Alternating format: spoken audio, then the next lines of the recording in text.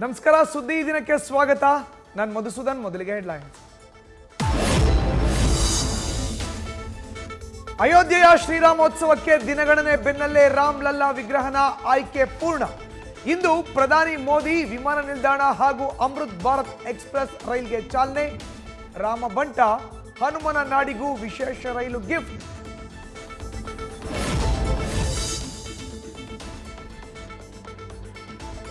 ಕೇಸರಿ ಸೈನ್ಯಕ್ಕೆ ಬಿಸಿ ತುಪ್ಪವಾಗಿ ಪರಿಣಮಿಸಿದ ಯತ್ನಾಳ್. ದೋಸ್ತಿ ಪರ ಬ್ಯಾಟ್ ಬೀಸಿದ ದಳಪತಿ.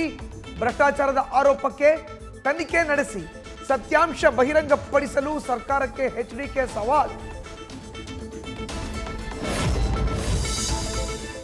ಚಿತ್ರದುರ್ಗದಲ್ಲಿ ಸಿಕ್ಕ 5 ಅಸ್ಥಿಪಂಜರ ಪ್ರಕರಣಕ್ಕೆ ಡೆತ್ ನೋಟ್ನಿಂದ ಟ್ವಿಸ್ಟ್. ಕುಟುಂಬವೊಂದರಿಂದ ಕೊಡಲಾಗ್ತಿತ್ತಂತೆ ಚಿತ್ರಹಿಂಸೆ. ಅಸ್ಥಿಪಂಜರ ಸಿಕ್ಕ ಸ್ಥಳದಲ್ಲೇ ಮಕ್ಕಳಿಂದ ಗೊತ್ತಿಲ್ಲದೆ ರೀಲ್ಸ್.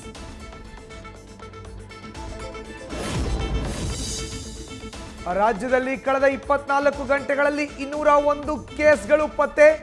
ಬೆಂಗಳೂರಿನಲ್ಲಿ 69 ಹಾಗೂ ಮೈಸೂರಿನಲ್ಲಿ 25 ಕೇಸ್ಗಳು ದಾಖಲು. ಒಬ್ಬರು ಕೊನೆಯುಸಿರು. ಹೊಸ ವರ್ಷಾಚರಣೆ ಹಿನ್ನೆಲೆ ಪೊಲೀಸರಿಂದ ಕಠಿಣ ಕ್ರಮ.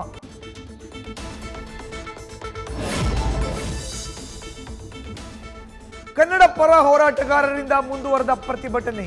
ಇವತ್ತು ಕೂಡ ಇಂಗ್ಲಿಷ್ ಫ್ಲೆಕ್ಸ್ ಹರಿದು ಹಾಕಿದ ಕರಾವೆ ಕಾರ್ಯಕರ್ತರು. ಸರ್ಕಾರಕ್ಕೆ ಕರ್ನಾಟಕ ಬಂದ್ನ ಎಚ್ಚರಿಕೆ ಕೊಟ್ಟ ವಾಟಾಳ್ ನಾಗರಾಜ್.